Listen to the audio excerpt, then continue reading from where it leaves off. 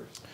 Well, what inspired me to get into barbering, I was in a situation to where I really knew that I wanted something more for my life.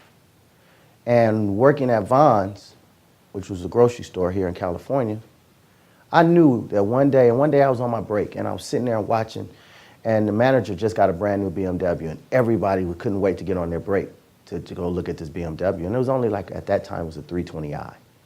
And I was like, this is the best that we're gonna get. He's the top guy in the store, and this is the best we're gonna do. And I knew for a fact that one day that I was never gonna get the keys and lock up Vons and be like, hey, we're all taking the day off, we're gonna just hang out. No, it's a corporation.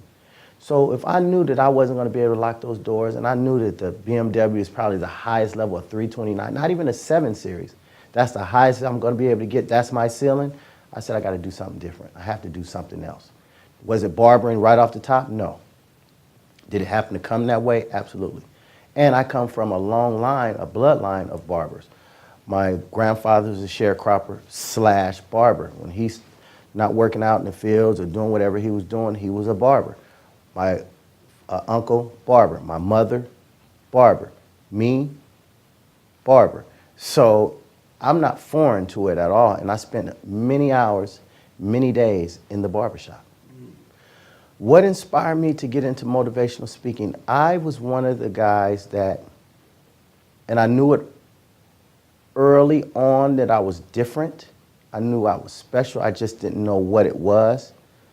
I was always a leader from the 4th grade. I always had big guys following me around, and I'm the smallest dude. So I knew there was something special about me. I didn't know what it was. But then when you look at my report cards, and I look at them today, it's funny when you see it, because it said he's very smart, but he talks too much. He's disruptive in class, and if he would just pay attention, he will get his work done, and he can do a lot more. So I had to use that. As I got older, I started using it. And I'm like, man, speaking.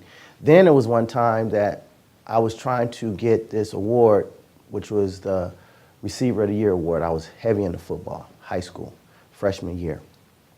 And it was between me and this guy named Cary Grant. And Cary Grant, he was up and coming, but I knew I was the best receiver. And I knew I was going to get the award. So I got dressed. The whole day was me working on this speech and, how I'm going to get this. And it was like the Academy Awards to me. Well, I arrived just in time for that award.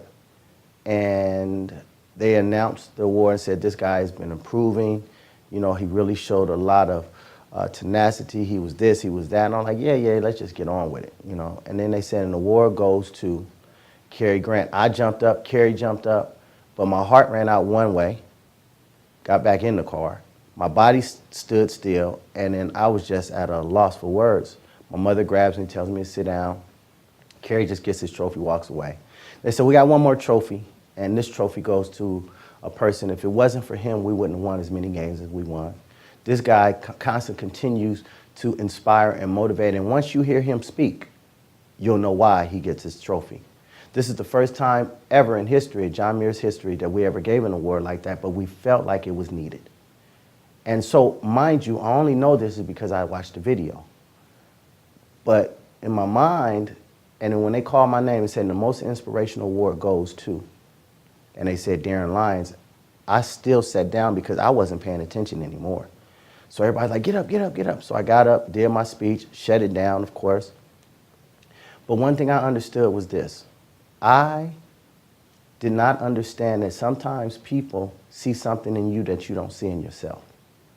And so football was not where I was supposed to be. My friends, most of them end up playing on the team, went to the Pittsburgh Steelers, went to Buffalo Bills, San Francisco 49ers, Dallas Cowboys.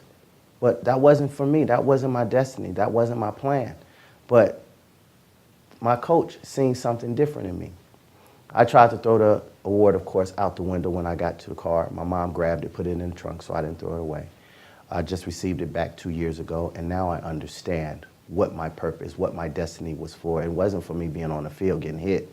It was for me to empower and inspire lives, because I'm in the hope business. That's the business I'm in. I'm not a master barber anymore, even though I'm a master barber. I'm in the hope business. My business is giving hope to people.